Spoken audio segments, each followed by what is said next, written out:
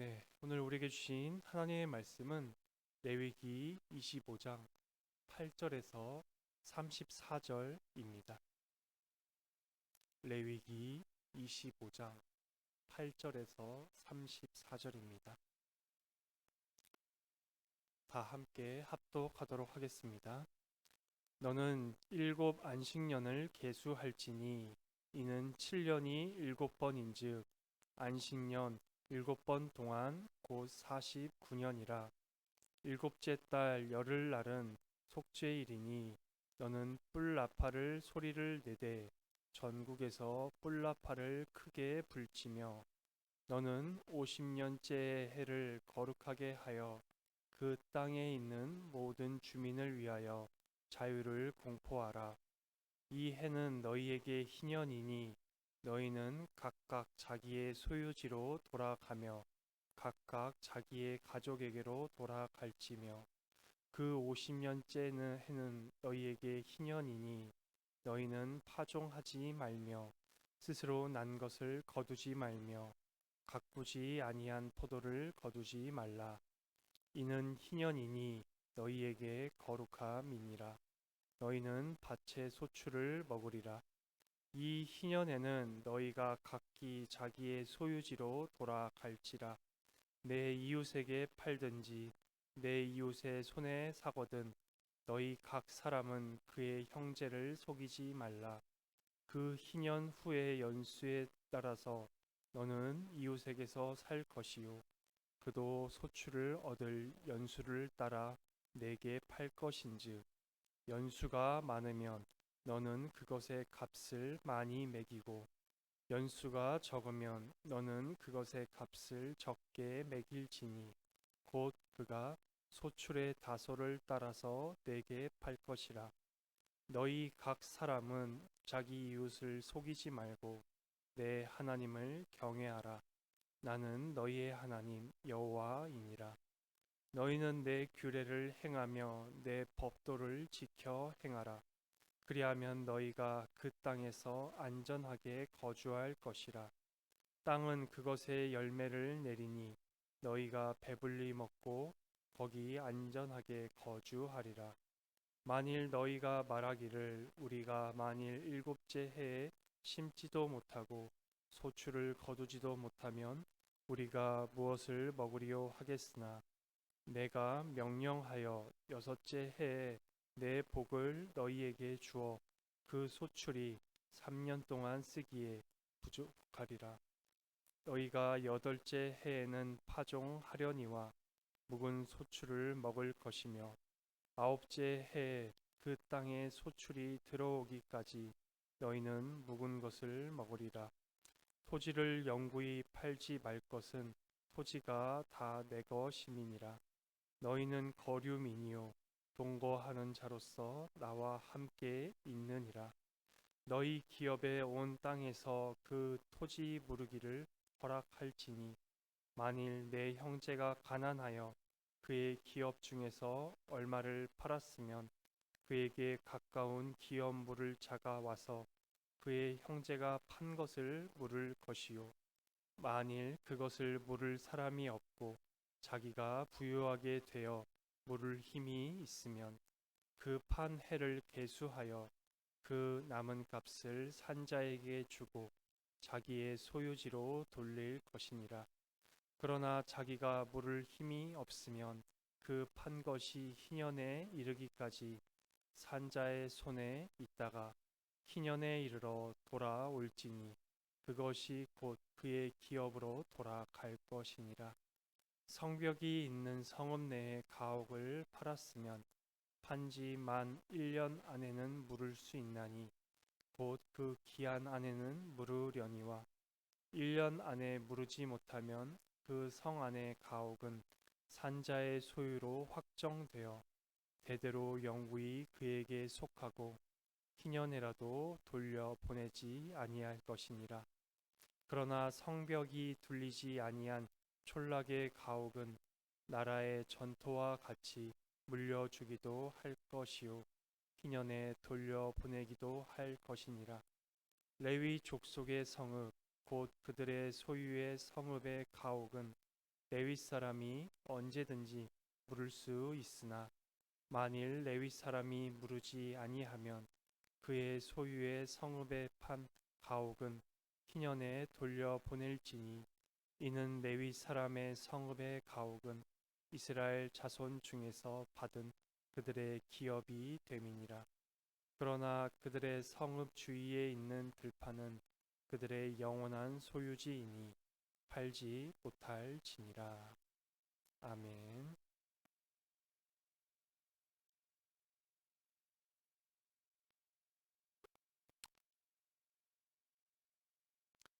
네, 우리는 어제 안식과 안식일 그리고 안식년을 살펴보았습니다. 그리고 오늘은 세상 그 어느 곳에서도 찾아보기 어려운 내용을 담고 있는 희년에 대해서 살펴보고자 합니다. 먼저 성경에서 7이라는 숫자는 바로 완전함을 뜻하는 숫자입니다. 우리가 어제 살펴본 것처럼 하나님께서는 천지를 6일 동안 창조하셨고 일곱째 7일째는 쉼을 통해 안식을 하셨지요. 바로 하나님의 천지 창조가 완전했음을 기뻐하고 즐거워하는 날이기도 하였습니다. 또한 안식년은 바로 7년이 되는 해였고 그 해는 따로 땅을 경작하는 것이 아니라 자연적으로 자라나게 함으로써 하나님의 공급하심을 믿고 신뢰하는 그러한 해이기도 하였습니다. 이러한 안식년이 7번 지나게 되면 바로 희년이라고 하나님께서 정해 주셨습니다. 8절입니다. 너는 7 안식년을 계수할지니 이는 7년이 7번인즉 안식년 7번 동안 곧 49년이라. 오늘은 이러한 희년에 대해서 한번 알아가 보고자 합니다. 먼저 희년의 내용이 왜 충격적인지에 대해 보도록 하겠습니다. 하나님께서는 이스라엘 백성들에게 가나안 땅에서의 사유재산에 대해서 인정해 주셨습니다. 그러하였기 때문에 각자는 오늘날의 우리처럼 서로 다른 양의 재산을 가지게 될 것이었습니다. 당대에 필요한 무언가를 다른 사람에게 제공할 능력이 있는 사람들은 바로 기회가 될 것이고 그러한 능력이 없는 자들은 소외가 되겠죠. 하지만 희년은 새로운 시작입니다. 이스라엘 백성 사회 안에서 자신의 자리를 잡는데 실패한 사람들에게 새롭게 시작할 수 있는 기회를 얻게 되고 또는 자리를 잡은 사람들에게는 자신이 잡은 자리를 다시 내놓는 그런 시간이 바로 희년이기 때문입니다. 땅을 하나님께서 초기화하셔서 원래의 주인에게로 돌려보내시는 날이 바로 희년이기 때문이죠. 오늘날에도 땅이라는 개념은 우리의 부의 상징이기도 합니다만 오늘날에는 땅 외에도 많은 다른 재산들이 있습니다. 현금이라든가 혹은 주식이라든가 혹은 한때 많은 이슈를 낳았던 가상화폐라는 비트코인이라든지 많은 재산들이 있습니다. 하지만 고대 메소포타미아 지역은 농경 사회였기 때문에 땅이라는 것은 그 문화 아래서 가장 큰 재산이기도 하였습니다. 사유재산이 인정되었기 때문에 재능이 많은 사람은 다른 사람의 땅도 구입하여서 더 많은 수익을 창출할 수도 있었고 재능이 없는 사람은 자신의 것을 오히려 잃을 수도 있었죠. 하지만 희년에는 이러한 땅이 바로 초기화되는 것입니다. 다른 사람의 땅을 가진 자는 그 땅을 원래 소유자에게 다시금 팔아야만 했습니다. 또는 그 사람이 가난해서 다시 그 땅을 살 능력이 되지 않으면 가까운 친척이 그 땅의 값을 대신 치르고 가져올 수도 있었습니다. 25절입니다. 만일 내 형제가 가난하여 그의 기업 중에 얼마를 팔았으면 그에게 가까운 기업 물을 자가 와서 그의 형제가 판 것을 물을 것이요. 여기서 물은다는 표현은 바로 값을 지불하고 다시 가져온다는 그러한 의미입니다. 하지만 그것을 물을 힘이 없는 자에게는 자는 희년에 다시금 무료로 그 자신에게로 그 땅이 돌아오도록 하나님께서 말씀하셨습니다. 28절입니다. 그러나 자기가 물을 힘이 없으면 그 판 것이 희년에 이르기까지 산자의 손에 있다가 희년에 이르러 돌아올지니 그것이 곧 그의 기업으로 돌아갈 것이니라. 정말 땅이 원래대로 초기화 되는 것이죠. 안식년에서는 일곱째 되는 땅의 소산물을 모두 다 같이 하나님께서 먹을 수 있도록 하심으로써 가난한 자들이 양식을 걱정하지 않고 살도록 하셨고, 희년에는 땅을 초기화시켜 주심으로 다시금 새로운 삶의 기회를 하나님께서 베푸셨습니다. 이것은 그 어떤 사회나 그 어떤 조직이나 그 어떠한 나라에서도 볼 수 없는 이웃 사랑의 절정이며 또한 안식 신학의 절정이기도 합니다. 억눌리거나 종살이하거나 매여 있던 모든 속박으로부터 해방되는 그러한 시간이었습니다. 따라서 희년은 또 다른 자유의 절기로 과거의 역사적인 해방을 기념함과 동시에 미래에 올 하나님의 나라에 대한 소망을 가지게 하는 그러한 절기이며 해이기도 하였습니다. 또한 우리가 그렇게 해야 하는 이유를 바로 하나님께서는 23절에서 말씀해 주십니다. 23절입니다. 토지를 영구히 팔지 말 것은 토지는 다 내 것임이니라. 너희는 거류민이요 동거하는 자로서 나와 함께 있느니라. 바로 모든 땅이 다 하나님의 것이기 때문이었습니다. 하지만 이렇게 안식년과 희년을 이스라엘 백성들이 잘 지키게 될 때 이스라엘 백성들에게는 그들이 죄인이기 때문에 걱정이 생깁니다. 바로 안식일인 7년째에는 하나님께서 개개인이 씨를 뿌리고 농작을 하지 못하게 하도록 말씀하셨고, 또한 희년에도 농작을 하지 못하게 하심으로써 2년 연속으로 농작을 하지 못하게 되는 것입니다. 어찌 보면 우리도 이스라엘 백성들과 동일한 생각과 걱정을 할 수도 있습니다. 하지만 자비로우시고 은혜로우신 우리 아버지께서는 우리의 이러한 연약함까지도 다 알고 말씀해 주셨습니다. 오늘 본문의 20절부터 22절입니다. 만일 너희가 말하기를 우리가 만일 일곱째 해에 심지도 못하고 소출을 거두지도 못하면 우리가 무엇을 먹으리요 하겠으나 내가 명령하여 여섯째 해에 내 복을 너희에게 주어 그 소출이 3년 동안 쓰기에 족하리라. 너희가 여덟째 해에는 파종하려니와 묵은 소출을 먹을 것이며 아홉째 해에 그 땅에 소출이 들어오기까지 너희는 묵은 것을 먹으리라. 바로 하나님께서 희년과 안식년 전에 3년 동안 쓰기에 부족함이 없이 넉넉하게 우리의 생계를 책임져 주시겠다고 약속하셨습니다.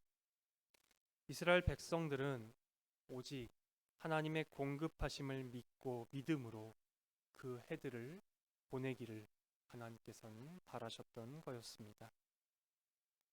우리는 또한 이러한 희년의 예를 바로 성경에서 찾아볼 수도 있는데 바로 룻기에서 그 예를 찾아볼 수 있습니다. 바로 보아스가 룻과 재혼함으로써 기업 물을 자의 책임을 다합니다. 사실 보아스는 적임의 기업 물을 자는 아니었습니다. 보아스보다 더 룻과 가까운 친척이 있었기 때문에 보아스보다 더 적임자가 있었죠. 하지만 그 적임자가 자신의 기업에 손해가 생길 것을 염려하여 보아스에게 그 기업 물을 자의 권한을 넘깁니다. 룻기 4장 6절에서 8절입니다. 그 기업 물을 자가 이르되 나는 내 기업에 손해가 있을까 하여 나를 위하여 부르지 못하노니 내가 물을 것을 내가 물으라. 나는 물으지 못하겠노라 하는지라. 옛적 이스라엘 중에 모든 것을 물으거나 교환하는 일을 확정하기 위하여 사람이 그의 신을 벗어 그의 이웃에게 주더니 이것이 이스라엘 중에 증명하는 전례가 된지라. 이에 그 기업 물을 자가 보아스에게 이르되 내가 너를 위하여 사라 하고 그의 신을 벗는지라. 바로 더 적임자가 보아스에게 그 권한을 넘기면서 보아스가 기업을 물으며 룻과 결혼합니다. 하지만 이러한 희년에도 하나님께서는 예외 사항을 두셨습니다. 바로 두 가지인데요. 성내의 가옥과 또한 레위 사람의 성읍의 가옥이었습니다. 30절입니다. 1년 안에 무르지 못하면 그 성 안의 가옥은 산자의 소유로 확정되어 대대로 영구히 그에게 속하고 희년에라도 돌려보내지 아니할 것이니라. 이에 대해 성경이 자세히 말해주고 있지 않기에 그 이유가 정확하게 무엇인지는 알 수 없지만 성내 가옥과 성외 가옥에 대한 대조를 통해 한 가지를 추론할 수는 있습니다. 바로 성내의 가옥은 생업을 위한 기업, 즉 토지가 포함되어 있지 않습니다. 반면에 성외의 가옥은 나라의 토지와 같이 하나님께서 여기라고 한 것으로 볼 수 있듯이 이스라엘 백성들의 생업을 수행하는 토지와 인접하여 있는 기업의 땅으로 여겨집니다. 그리고 한 가지 더 추론할 수 있는 이유는 바로 이사를 위한 상거래로 볼 수 있습니다. 하나님께서는 각 지파에게 분배된 땅 안에 있는 도시들 내에서 자유롭게 이주하도록 해주셨기 때문에 성 안의 가옥에 대해서 제한을 두지 않은 것으로 보여진다는 신학자들의 의견도 있습니다. 마지막으로 레위인의 가옥입니다. 민수기 35장 1절에서 8절이나 여호수아서 21장 1절에서 42절에 보면 가나안 땅에 레위인에게 배정된 48개 도시와 주변 땅들을 기록하고 있고 이것들을 레위인 개인이 할 수 없다라고 하나님께서 말씀하십니다. 그 이유는 바로 그 들판이 11조를 비롯하여 이스라엘 백성들이 하나님께 바친 가축을 기르는 공동의 소유이기 때문입니다. 그렇기 때문에 레위인의 들판을 사는 것은 원칙적으로 무효였습니다. 오늘 설교의 결론입니다. 희년은 바로 안식의 꽃이기도 하였습니다. 하나님께서는 우리의 참으로 참된 공급이시고 원천이심을 믿음으로 보내는 해이기도 하였고 또한 가난한 자들과 소외받은 자들과 혹은 실패한 자들을 향한 하나님의 사랑을 볼 수 있는 안식이었습니다. 오늘 설교의 복음입니다. 신약 시대를 살고 있는 우리는 더 이상 희년을 지키지 않습니다. 희년의 참된 의미는 바로 첫째는 모든 사람이 동등하게 여겨지는 해이며 둘째는 실패한 이에게도 다시금 기회가 주어지며 셋째는 과거의 굴레로부터 우리를 벗어나게 하고, 넷째는 다시금 참된 안식을 누릴 수 있게 하는 것입니다. 이 모든 것이 바로 그리스도 예수 안에서 우리에게 이미 일어난 일이기 때문입니다. 첫째, 우리는 그리스도 예수 안에서 모두 다 동등하게 하나님의 자녀로 여겨지며, 또한 모두 다 동등하게 예수 그리스도만큼 하나님의 사랑을 누릴 수 있습니다. 둘째는 우리는 매번 죄로 인해 넘어지고 쓰러져도 우리 안에 우리 위에 역사하신 성령 하나님으로 인하여 예수 그리스도의 십자가와 십자가의 속죄와 부활의 칭의로 말미암아 언제나 매일 영원히 계속하여 회개하고 돌이킬 은혜가 무한히 우리에게 주어집니다. 또한 셋째로는 우리가 과거에 그 어떠한 죄를 저질렀던지, 혹은 지금 어떠한 죄 가운데 있던지, 더 이상 죄는 우리 안에서 더 이상 왕노릇하지 못하고 예수 그리스도의 십자가로 인해서 우리 안의 죄는 결정적인 패배를 맞이하였습니다. 또한 넷째로 우리 안에 역사하시는 성령 하나님께서는 우리의 속사람을 거듭나게 하셔서 우리에게 은혜를 계속 공급해 주십니다. 때론 영적 침체를 겪고 있는 이들을 위해서도 성령 하나님께서는 이루 말할 수 없는 탄식으로 끊임없이 기도하십니다. 신약 시대를 살고 있는 우리가 더 이상 희년을 지키지 않는 것은 바로 이미 우리가 그 예수 그리스도 안에서 희년을 누리고 있기 때문입니다. 또한 이 희년은 이중적인 모형으로 우리가 장래의 천국에서 누리게 될 은혜를 미리 맛보는 역할도 합니다. 희년의 희자는 바로 한자로 기쁠 희자입니다. 우리는 천국에서 예수 그리스도의 영광을 보고 또 보고 기뻐하고 더욱 기뻐할 것입니다. 이러한 기쁨은 우리가 그곳에서 매일매일 더욱더 커질 것입니다. 왜냐하면 하나님께서는 무한하시기 때문에 우리의 기쁨은 매일매일 더욱더욱 커져 갈 것입니다. 이 모든 것의 중심에는 오직 예수 그리스도께서 담대히 당당히 서 계십니다. 그리스도께로 오십시오. 수고하고 무거운 짐진 자들아, 다 내게로 오라. 내가 너희를 쉬게 하리라.